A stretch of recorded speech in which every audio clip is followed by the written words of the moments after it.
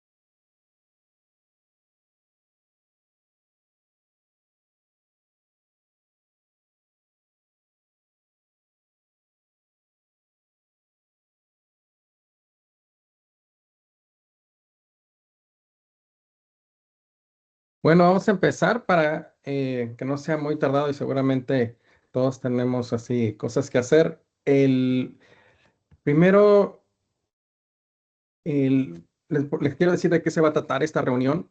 Esta reunión, lo primero que vamos a hablar es hacer un compendio de lo que pasó en el 2025. Fue bastante amplio, como saben, hubo muchísimas noticias. Voy a tratar de ser bastante breve y darles cuáles fueron las más importantes y qué se ve, qué se ha dicho que va a pasar en el 2026 que nos dé un indicio hacia dónde va la autoridad y podernos preparar y estar atentos a lo que pudiera pasar. Y vamos a también contestar algunas preguntas que nos hizo favor de mandarnos algunas personas que se registraron y que muchísimas gracias por mandarnos sus preguntas. Eh, lo primero es tratar de enfocar en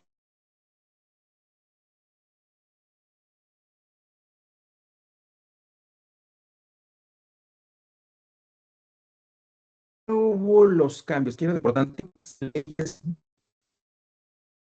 ¿Saben cuántas leyes se modificaron en el 2025? Una.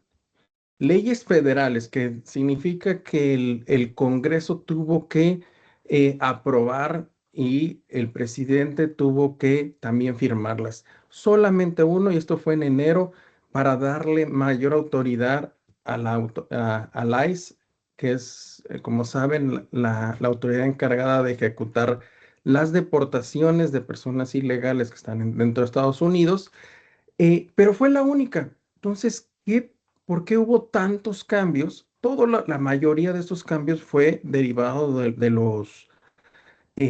poder que tiene el presidente. Fueron decretos ejecutivos, por lo cual no se modificó prácticamente la ley migratoria en el 2025. Sigue estando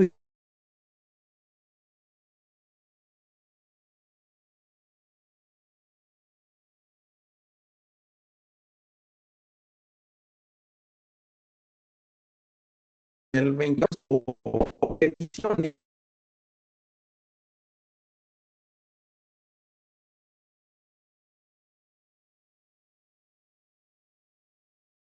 importantes, algún cambio.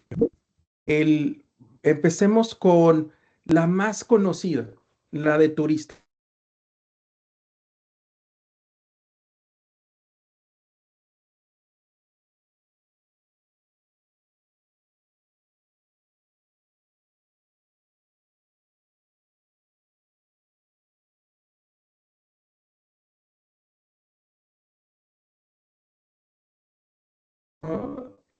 De ellos, ahora hay un estudio mucho mayor escrutinio sobre los antecedentes de la persona.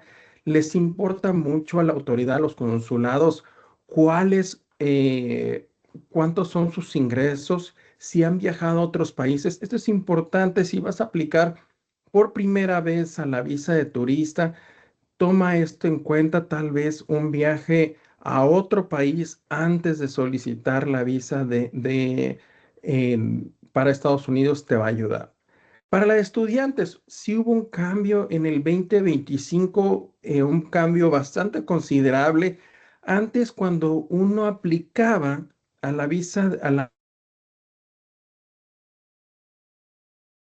visa, pero una vez que tú entras con la visa de estudiante, no tenía un periodo de terminación, ¿no? Era mientras dura el estatus, tú podías seguir estudiando mientras tú estés estudiando y sigues renovando tu I-20 con tu instituto de inglés o con tu universidad.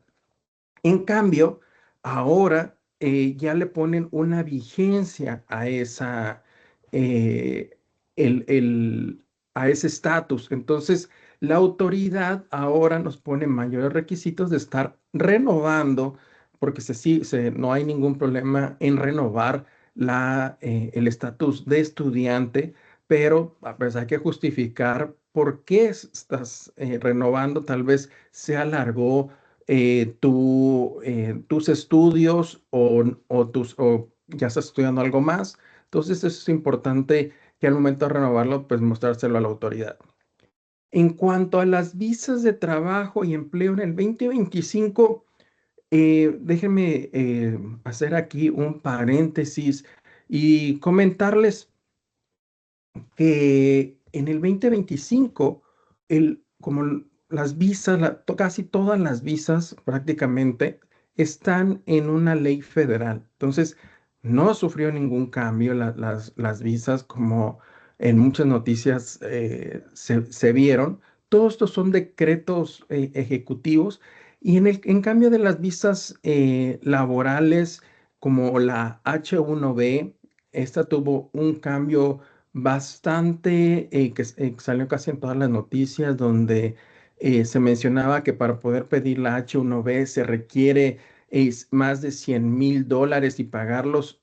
Este cambio fue derivado de una decisión ejecutiva para restringir el acceso a algunos, eh, principalmente ingenieros de software que se habían quejado, algunos cámaras dentro de Estados Unidos, pero el H1B no afectaba dentro de Estados Unidos y eso fue algo que se tuvo que aclarar, que si tú ya tenías una H1B, estabas dentro de Estados Unidos, no te afectaba, pero si vas a pedir una H1B fuera de Estados Unidos vía consular, ahí es donde entraba este nuevo requerimiento bastante oneroso tanto para las empresas como para los individuos, pero hay otras visas de trabajo que no sufrieron ningún cambio, al contrario, las ampliaron el número de aprobaciones como la H2B, que son para aquellos trabajadores no agrícolas derivado de esta campaña contra la inmigración ilegal. Pues los empresarios dentro de Estados Unidos se quejaron con la administración de que no tenían suficientes empleados para poder eh, sacar el trabajo, principalmente en el tema de construcción, manufactura. Entonces se eh, se amplió lo que es la H2B para aquellas personas que tienen una petición de un empleado para trabajar temporalmente. Se llaman seasonal. Eso significa que son para aquellas personas que requieren para un tipo de un pico de trabajo que tiene el empleador, o por aquellos temporales derivado de que hay un aumento en la demanda, principalmente en las de turismo. ¿Qué se observó en los cambios de estatus? Cambio de estatus es cuando tú entras con un estatus, ya sea de turista o de estudiante, y te quieres cambiar a E2, a H1B, o te quieres cambiar a, ya decides, entraste como turista y te quieres cambiar a estudiante. Eso se llama cambio de estatus. ¿Qué vimos en los cambios de estatus en el 2025? Bueno, vimos un aumento en el requerimiento de mayor información. La autoridad no aumentó los requisitos, pero sí el escrutinio. Entonces, tenemos que mandar aplicaciones más robustas, cumplir con la ley, que bueno, todos se tienen que siempre cumplir con la ley, pero en estos casos ser más estricto en qué documentos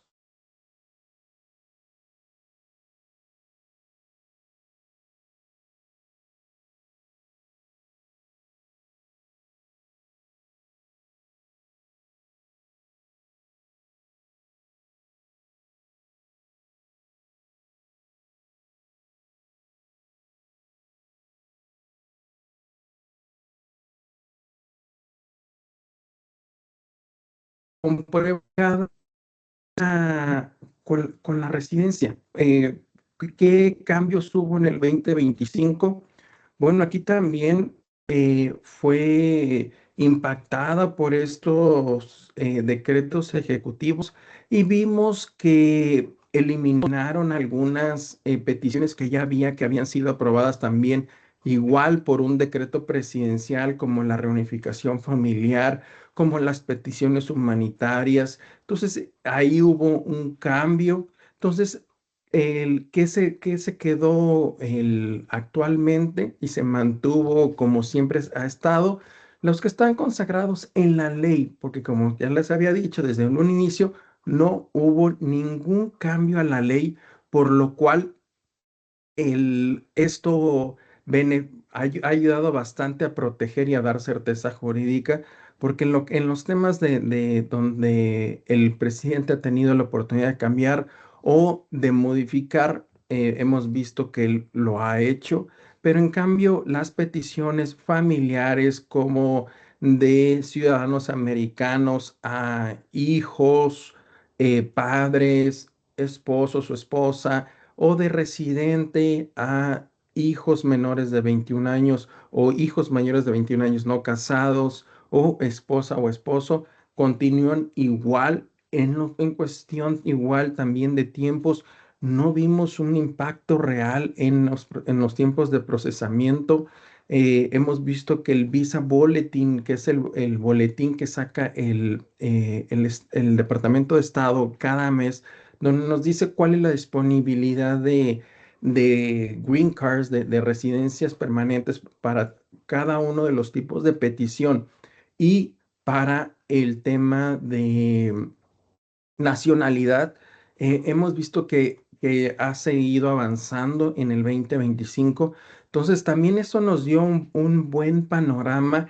¿Qué tipo de peticiones esta administración les han enfocado? Hemos visto cómo ha avanzado en el tema de residentes a hijos menores de 21 años, para esposas o esposos, también avanzado. También vimos en el tema de peticiones laborales un avance significativo en el tema de la EB2. Ahorita también ya hubo un cambio, pero habíamos venido con muy buen ritmo. en la petición en el Priority Date de la EB2. La EB1 sigue current, la EB3 también avanzó más lentamente, pero también ha avanzado, por lo cual nos dice que que la autoridad sigue procesando, sigue aprobando. No es como se escucha que todo lo está negando.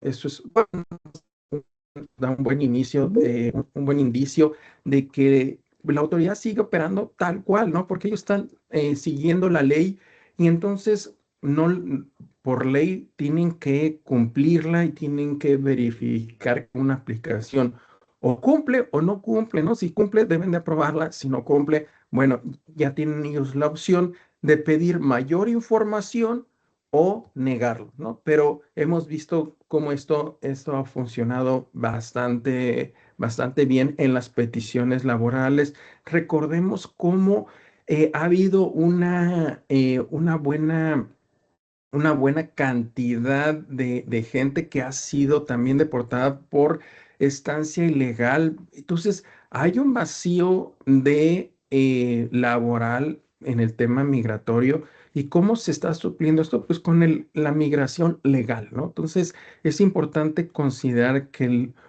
si tienes pensado emigrar a los Estados Unidos, tú puedas tener la certeza de que si se hacen bien las cosas y emigras a los Estados Unidos de manera legal, tú puedes estar en Estados Unidos con la certeza de que tu posición está aquí dentro de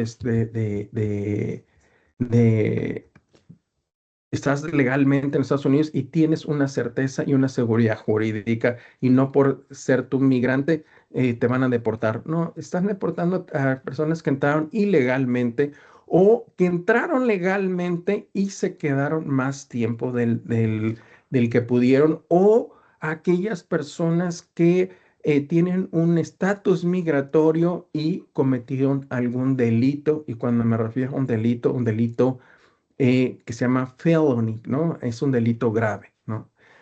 Eh, ya hablando más a fondo, eh, algunas preguntas que nos hicieron favor de mandarnos, ¿qué opciones suele explorar quienes entran con una F1, F2? ¿Cuál es la F1, F2?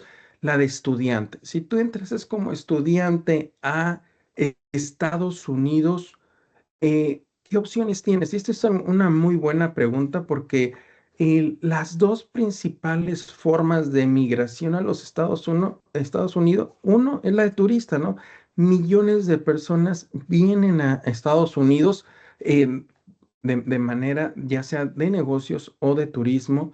Esa es la principal. Y la segunda es la de estudiante. Entonces, si tú ya estás como estudiante, aunque no hay un paso, no hay un camino directo a la residencia, sí el estar aquí en Estados Unidos con un estatus legal te permite esperar un proceso que casi todos los procesos de migratorios que llevan a la residencia, pues se demoran 1 año, 2 años, 3 años algunos. Entonces es importante que si tú tienes un estatus legal como el de estudiante, que te permite estar varios años en Estados Unidos, te va a permitir llevar a cabo en paralelo un proceso migratorio y tú seguir estudiando, manteniendo tu estatus legal, pero a la vez estar llevando a cabo tal vez si tienes ya un título universitario con más de 5 años de experiencia, pudiera ser una EB2, o si tú tienes una petición laboral, tienes a alguien, una empresa te quiere contratar, pues pudieran llevar a cabo lo que es la EB3, o para aquellas personas que tienen publicaciones, han ganado algún tipo de premio nacional o internacional, pudiéramos estar hablando de la EB1, o si tú eres un ejecutivo de una empresa transnacional y tienen alguna oficina en los Estados Unidos, también podríamos estar hablando de la L1 y posteriormente la EB1C. Entonces, hay muchas formas de llegar a la residencia. eh, Estando como estudiante, puedes después de ahí saltar, ¿no? Por decir algo, a otro tipo de petición. El, ¿qué otra pregunta nos hicieron favor de mandarnos? ¿Qué se debe de considerar al pensar en un empleo patrocinado? ¿Cuál es el empleo patrocinado? La EB3, la petición laboral que te lleva a la residencia de los Estados Unidos. Esta es importante que consideres que no debes de tener antecedentes penales, número uno. Número dos, que nunca hayas violado tu estatus migratorio. Número tres, si ya estás dentro de Estados Unidos, que tengas un estatus legal dentro de Estados Unidos. Número cuatro, esto ya es sobre la empresa que te quiere patrocinar, tenga la habilidad de pago. ¿Cómo demostramos que tiene la habilidad de pago? Con sus impuestos. Que sus utilidades sean mayor que el sueldo que te proponen, ¿no? Entonces, es una de las formas más fácil de determinar la habilidad de pago. Bueno, hay otras formas que no los voy a tratar aquí, pero que sepas nada más te quedes con esa idea de que si tú quieres patrocinar a alguien a través de tu empresa, sepas que, y tal vez tengas unas utilidades bajas, pero tal vez tienes algo más en activos, nos pudiera ayudar para demostrar que tienes esa habilidad de pago. Eh, en cuestión de riesgos comunes al intentar cambiar de estatus sin un plan. Esto es algo muy común que gente se viene con la visa de turista. La visa de turista solamente te da 180 días usualmente para estar dentro de Estados Unidos de manera legal. Entonces se vienen y ya que dicen, pues vámonos y allá vemos qué pasa. Entonces no se vienen con un plan y la verdad que las peticiones migratorias, aún con cambio de estatus se llevan su tiempo y eso es importante que lo sepan antes de tomar la decisión de irte a los Estados Unidos, que tengas un plan, que te acerques con un abogado, vean tu perfil, cuál pudiera ser la vía más viable para tu caso, porque cuando llegan dentro de esos 180 días, tal vez empiezan a ver y empiezan a darse cuenta de la realidad. Y ahí pasan 2 o 3 meses y ya cuando deciden hablar con nosotros, ahí es donde ya casi no tenemos tiempo para armar un caso, pues sólido, o tal vez si podemos armar un cambio sólido, pero van a gastar más porque tal vez estamos haciendo algo nada más para ganar tiempo y no para en realidad para algo más a largo plazo que si hubiéramos tenido más tiempo lo hubiéramos hecho. Entonces, tómense su tiempo, hagan un plan de vida, acérquense con las personas que de verdad sepan de esto y les puedan aconsejar cuáles son los pasos siguientes y de esta manera ustedes lleguen con un mejor plan que les va a ayudar bastante dentro de Estados Unidos. Eh,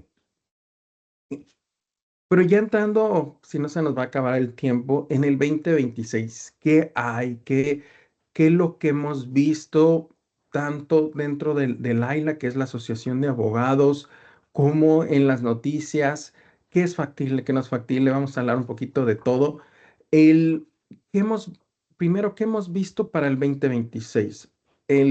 La famosa, el Golden Card de Trump, donde pagando $1 millón vas a acelerar tu proceso de la EB1 o EB2. Yo todavía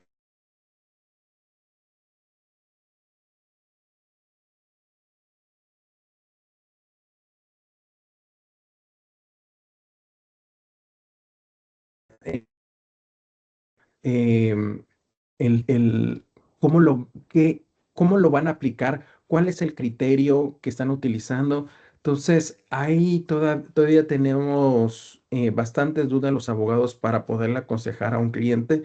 Entonces, seguramente vamos a seguir viendo esta famosa Golden Card en el futuro ya más consolidada. Número dos, vamos a seguir viendo este escrutinio tanto en las peticiones laborales como en las peticiones familiares. Entonces, estar muy bien preparados. Vayan con una persona que de verdad sepa del tema. No se arriesguen porque pierden tiempo, pierden dinero y también les puede afectar su estatus migratorio. Eh, qué otra iniciativa existe? Está el Dignity Act, la ley de la dignidad. Esta ley es bastante atractiva. No sé si salga a la luz, pero hay apoyos en ambas bancadas, tanto de republicanos como de demócratas. ¿En qué consiste esto? En personas que llevan bastantes años, más de 10 años en Estados Unidos, con un récord sin récord criminal y que han estado laborando, el poderles dar un permiso laboral. Esto no es una residencia, no hay un camino directo a la residencia tampoco, pero les permitiría a estas cientos de miles de personas que ya llevan bastante tiempo en los Estados Unidos poder trabajar. Entonces, ojalá y sí veamos esto en el 2026. Hay gran apoyo le digo, en ambas bancadas. Solamente faltaría ahí que el presidente también estuviera de acuerdo y podríamos ver esto. También está vimos como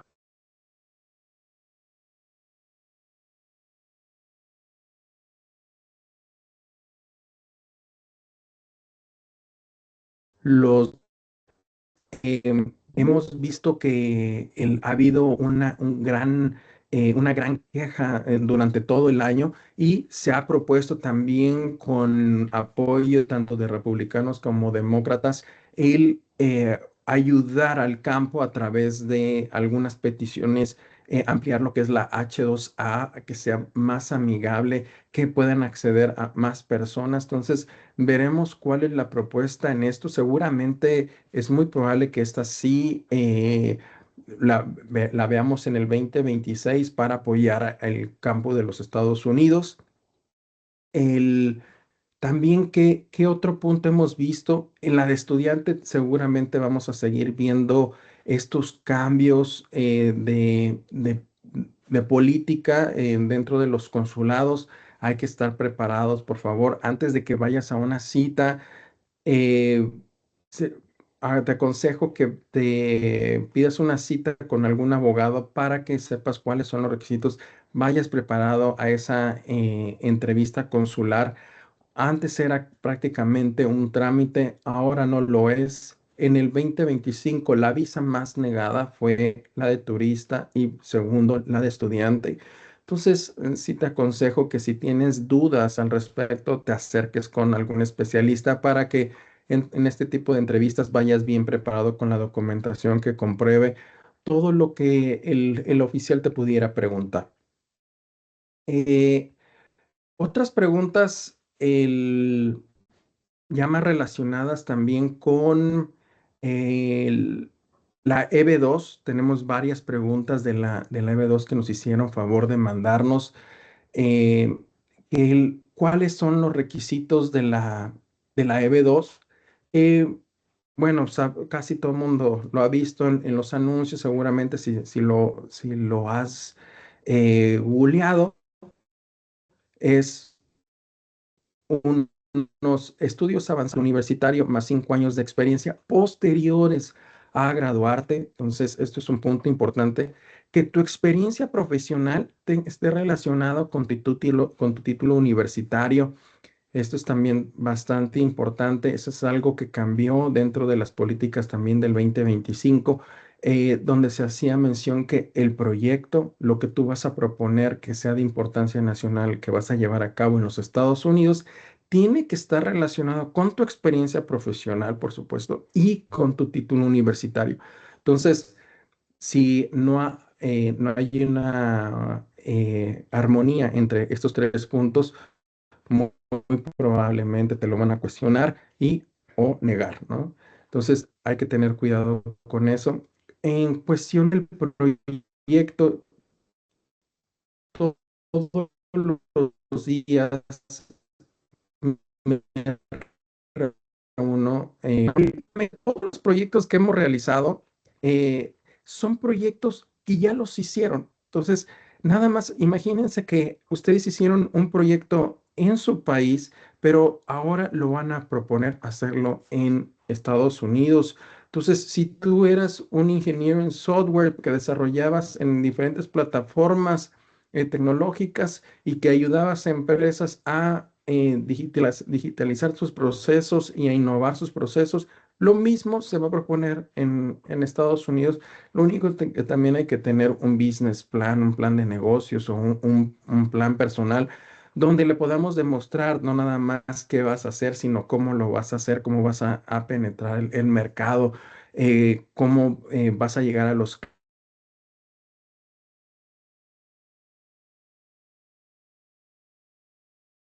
clientes, cuál es el lograrlo. Eh, Tenemos aquí otra pregunta. El, ¿cómo están evaluando hoy las peticiones basadas en empleo y mérito profesional? Bueno, ya más o menos lo contesté, pero lo reitero. El- lo que están viendo es que de verdad tengas esta experiencia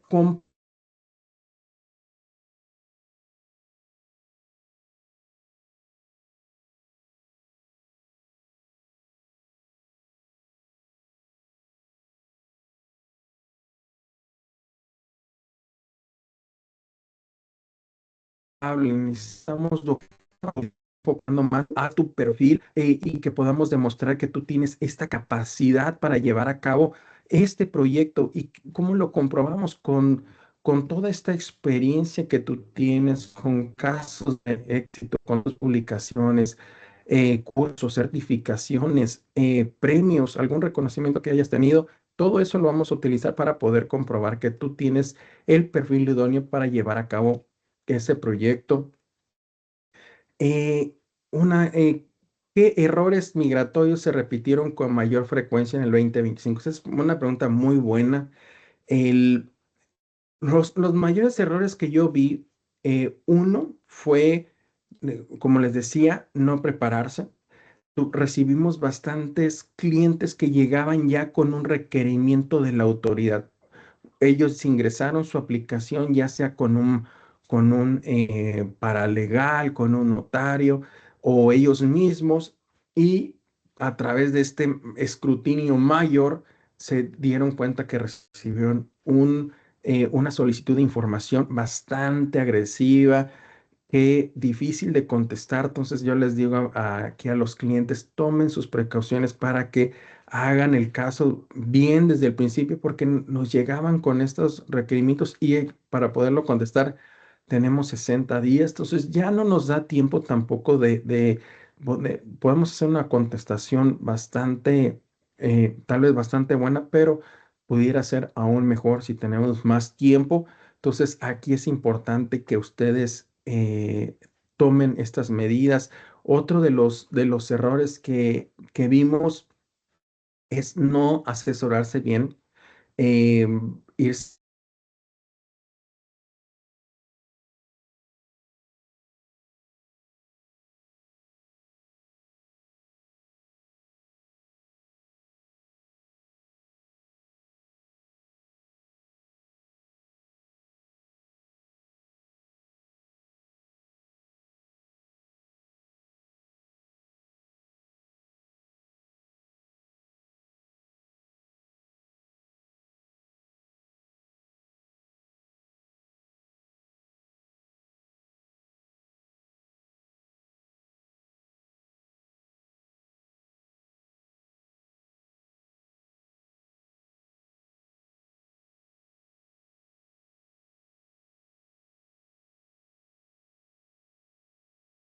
no verdaderas posibilidades. Dentro del mundo migratorio hay bastantes herramientas.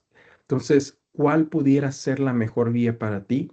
Segundo, qué necesitas para poderlo llevar a cabo. Tercero, si ya tomas la decisión, tú sepas cuáles son el paso uno, dos y tres, que vengas con tiempo. Eso es algo muy importante. A veces nos tocan casos bastante tristes donde ya hay una situación grave en su país por cuestiones de seguridad principalmente. Entonces, en ese tipo de casos tal vez no se puede planear, pero si tienes la posibilidad de tomar tu tiempo, háganlo. Se van a ahorrar bastante dinero. Eso es algo muy importante porque si ya su decisión es vivir en Estados Unidos, tal vez irnos por la residencia y no pasar por un tipo de visa, tal vez la de estudiante, o que lo único que va a hacer es retrasar, pedir la residencia y al final de cuentas lo único que hiciste fue gastar tu dinero que lo pudiste haber hecho ya como residente americano desde un inicio, si lo hubiéramos pedido con tiempo. El, También vimos un error en los TPS. Desde el inicio del año, antes todavía, antes del inicio de este año, todavía en el 2024 le decíamos el TPS se va a terminar, el TPS se va a terminar. Si tú tienes un TPS, toma las medidas necesarias, te podemos hacer todavía cambios de estatus, pide una residencia y la gente se esperó hasta el último momento y ya no teníamos oportunidad de ayudarles. Entonces, si tú ves que estás con un estatus y hay un cambio en el 2026 o escucha ruido sobre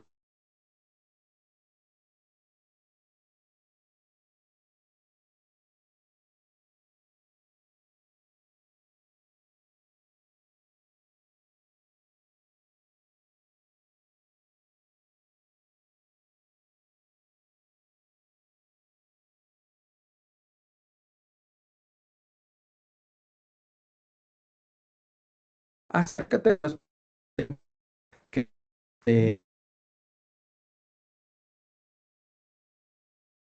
50 preguntas aquí, pero cada una de estas preguntas se las voy a contestar personalmente, tengo un correo, se las voy a contestar vía correo. También decirles que si quieren una reunión conmigo gratuita, por favor, nada más contáctenos y con mucho gusto les doy esa reunión. El, También estamos haciéndoles una invitación de que si nos vieron, se registraron para este live, van a tener un descuento. Por favor, menciónenle ahí eso a nuestros agentes de ventas para que se los apliquen, por favor. Tomen ese beneficio que no siempre lo estamos ofreciendo, pero es el cierre del año. Queríamos darles algo diferente. Bueno, si tienen alguna duda relacionada a lo que les dije, sé que es un tiempo bastante corto, pero ojalá y les haya servido lo que les acabo de decir, qué es lo que viene, cuáles son estas tendencias. Por favor, no duden en contactarnos, mandarnos más preguntas. Nos encanta escucharlos. Sí, y también nosotros aprendemos junto con ustedes ¿cuál es la tendencia, no? Cuando ustedes nos están haciendo preguntas, sabemos cuáles es las preocupaciones, cuáles son las dudas de la gente. Entonces, eso también nos ayuda a nosotros a crecer. Bueno, espero que se estén muy bien. Les deseo una feliz Navidad y lo mejor para el próximo año. Les mandamos un abrazo, todo el equipo de USB Latam. Muchísimas gracias.